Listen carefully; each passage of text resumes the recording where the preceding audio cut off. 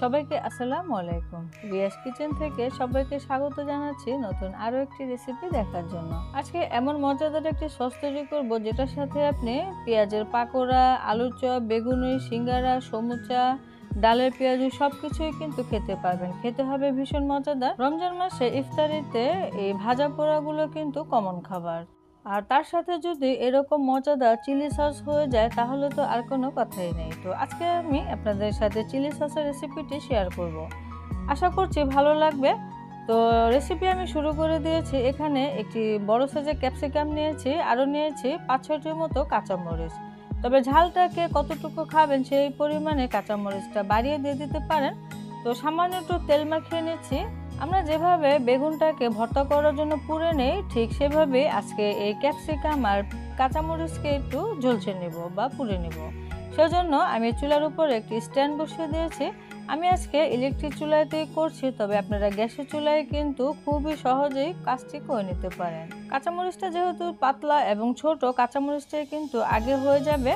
তো কাঁচামরিচটা আমি নামিয়ে এনেছি। ক্যাপসিকামটা হতে একটুখানি সময় লাগবে। এভাবে উল্টে পাল্টে চারো সাইডটাকে আমি পুড়ে নিচ্ছি। গ্যাসের চুলাটা কমিয়ে গ্যাসের চুলার উপরে একটি স্ট্যান্ড বসিয়ে ঠিক একইভাবে কিন্তু পুড়ে নিতে পারি। 6 থেকে 7 মিনিটের মতো সময় লেগেছে এই ক্যাপসিকামটা পুড়ে নিতে। হয়ে গেলে আমি এটাকে একটা বাটিতে রেখে ঢেকে দিচ্ছি।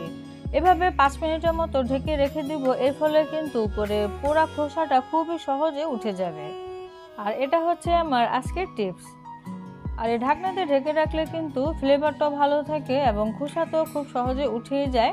তো পাশে কিন্তু আমি একটু পানি নিয়ে নিয়েছি। হাতটাকে বারবার পানিতে ধুয়ে তারপরে ক্যাপসিকামের উপরে খোসাটাকে খুবই সহজে ছাড়িয়ে নিলাম। তো পরিষ্কার হয়ে গেছে। এখন কাঁচামরিচের উপরেও যদি কোনো পোড়া অংশ বেশিটা থেকে থাকে তাহলে হালকা একটু সেটাকে ফেলে দিতে পারেন। ক্যাপসিকাম আর কাঁচামরিচকে এভাবে পুড়ে সেটা দিয়ে যদি আপনি চিলি সসটা তৈরি করেন তাহলে কিন্তু খেতে খুবই মজার হয়ে থাকে। যদি তৈরি না করেন অবশ্যই চেষ্টা করে দেখবেন, আমি আশা করছি আপনাদের কাছে ভীষণ ভালো লাগবে। তো আমি এখন কেটে নিয়েছি, মাঝখানের অংশটুকু কিন্তু ফেলে দেব। আপনি যদি এই চিলি সসটার পরিমাণ বাড়িয়ে তৈরি করতে চান সেক্ষেত্রে কিন্তু এই ক্যাপসিকাম, কাঁচামরিচ এই সমস্ত কিছুই আপনাকে পরিমাণে বাড়িয়ে নিতে হবে। আর আপনি বানিয়ে কিন্তু নর্মাল ফ্রিজে অনেকদিন পর্যন্ত রেখে খেতে পারবেন। ক্যাপসিকাম কিন্তু আমি কেটে নিয়েছি। এখন সসটাকে তৈরি করা পালা, সেজন্য আমার ব্লেন্ডারের জগ লাগবে। এখানে আমি সেই কেটে রাখা ক্যাপসিকাম দিয়ে দিচ্ছি। আজকের ভিডিও যদি আপনাদের কাছে ভালো লেগে থাকে বা পছন্দ হয় তাহলে অবশ্যই আমার ভিডিওতে লাইক দিয়ে দেবেন এবং শেয়ার করে দেবেন। চ্যানেলটিকে সাবস্ক্রাইব করে দিতে ভুলে যাবেন না। এখানে আমি 1 কাপ পরিমাণ ধনিয়া পাতা কুচি দিয়ে দিচ্ছি। অবশ্যই ফ্রেশ ধনিয়া পাতাগুলি দেওয়ার চেষ্টা করবেন, এতে করে কিন্তু আপনার সসটা খুবই মজার হবে। আরও নিয়ে নিয়েছে 1 কাপ পরিমাণে পুদিনা পাতা। এই পুদিনা পাতাটাও কিন্তু ফ্রেশ, খুবই সুন্দর পুদিনা পাতা, এতে করে ফ্লেভারটা কিন্তু খুবই ভালো আসবে। এখানে আমি হাফ চা চামচের একটু বেশি হবে বিট লবণ দিয়ে দিচ্ছি, আর দিয়ে দিচ্ছি হাফ চা চামচ চাট মশলা। এই সসটা কিন্তু একটু টক টক হবে, সেক্ষেত্রে খেতে ভালো লাগবে। হাফ চা চামচের একটু কম দিয়েছি ভাজা জিরার গুঁড়া। এখানে আরও দিয়েছি হাফ চা চামচের মতো লবণ। 2 কোয়া রসুনকে স্লাইস করে দিয়ে দিলাম। সামান্য একটু আদাকে আমি পাতলা স্লাইস করে দিয়ে দিলাম, বেশি না, 4 পিসের মতো হবে। এখানে আরও দিয়ে দিলাম 2 টেবিল চামচ টক দই, আর দিতে হবে 3 টেবিল চামচের মতো লেবু রস। আমি আস্ত বড় একটি লেবু রসকে চিপে দিয়ে দিয়েছি। আর দিয়ে দিতে হবে ফ্রিজে ঠান্ডা পানি। এখানে আমি 1/4 কাপের মতো ঠান্ডা পানি দিয়ে দিলাম। এখন এটাকে ব্লেন্ডারে ব্লেন্ড করে নেব। তারপরে লবণটাকে চেক করে নিতে হবে, যদি প্রয়োজন হয় আপনারা লবণটা দিয়ে দিতে পারেন, সেটা বিট লবণ হোক আর নর্মাল লবণ হোক।